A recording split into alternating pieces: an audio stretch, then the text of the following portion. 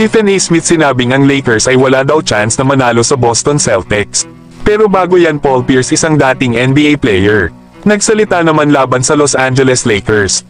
Nasita nga nito ang Los Angeles Lakers dahil sa kawalan ni Bronny James ng playing time.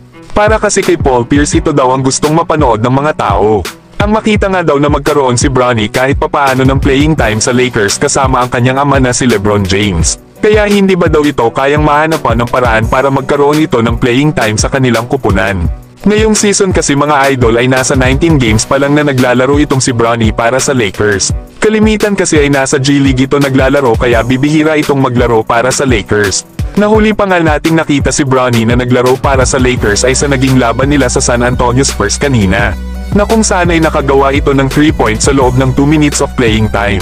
Hindi rin kasi natin masisisi si JJ Redick mga idol kung bakit hindi niya ginagamit masyado itong si Bronny James. Lalo at nasa stage pa nga kasi ito ng pagdevelop ng kanyang skills at kumukuha pa ito ng experience sa G League.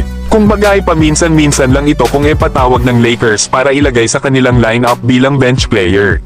Lalo na sa ngayon naghahabol ang Lakers ng panalo kaya malabo talaga na makita natin si Bronny na maglalaro palagi sa Lakers uniform. Kagagaling pa nga lang ng Lakers sa 4 na sunod na pagkatalo bago naman sila ngayon nanalo laban sa Phoenix Suns at San Antonio Spurs.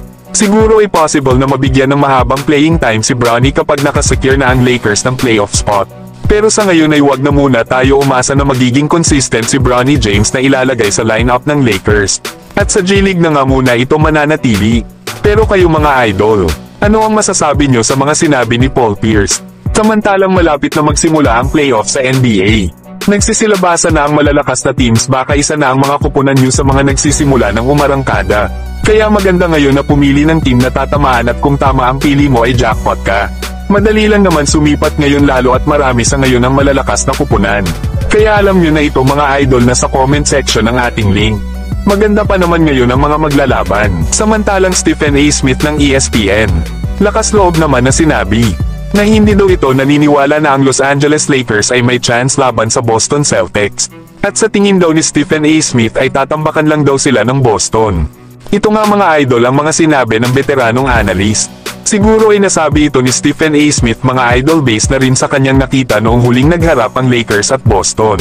Sa laban na kasi na yun ay natambakan ang Lakers at natapos naman ang laro sa score na 111-101. 71 points nga ang nagawa ng duo nila Jaylen Brown at Jason Tatum. Para naman sa duo nila LeBron at Luka Doncic ay nasa 56 points lang ang nagawa nilang dalawa. Sa laban nga na yun ay wala si Kristaps Porzingis para sa Boston. Sila Rui Hachimura at Jackson Hayes naman ang wala para sa Lakers. Parehas naman na may kulang na mahahalagang manlalaro sa magkabilang kupunan kaya ang talo ay talo. Pero para sa akin mga idol ay kagaya din ng Boston na minsan ay nag-e-struggle din naman sila sa kanilang ibang mga laro. At ganun din naman ang Los Angeles Lakers.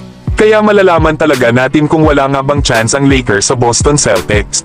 Kung sila talagang dalawa ang maghaharap sa NBA Finals lalo tapos na ang kanilang laban sa regular season. Pero kayo mga idol, ano ang masasabi nyo sa mga pahayag ni Stephen A. Smith? Samantalang muli na namang nakuha ng Lakers ang kanilang pangalawang sunod na panalo matapos ang kanilang 4-game losing streak. Tinalo nga ng Lakers ang San Antonio Spurs sa score na 125-109. First quarter pa nga lang ay 10 points na ang lamang ng Lakers sa score na 32-22.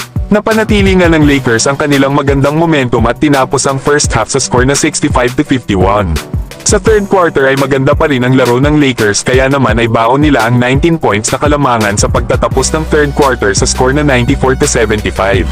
Pinangunahan nga ni Austin Reeves ang Lakers na may 30.7 rebounds at 6 assists, na meron naman itong 12 out of 21 shooting sa field. Habang sinundan naman ito ng double-double performance mula kay Luka Doncic. Gumawa lang naman ito ng 21 points, 9 rebounds at 14 assists.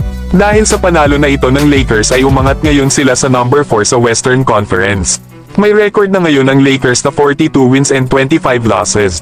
Sunod naman na makakalaban ng Los Angeles Lakers sa March 20 ay ang Denver Nuggets. Pero kayo mga idol, ano ang masasabi nyo sa panalo na ito ng Lakers?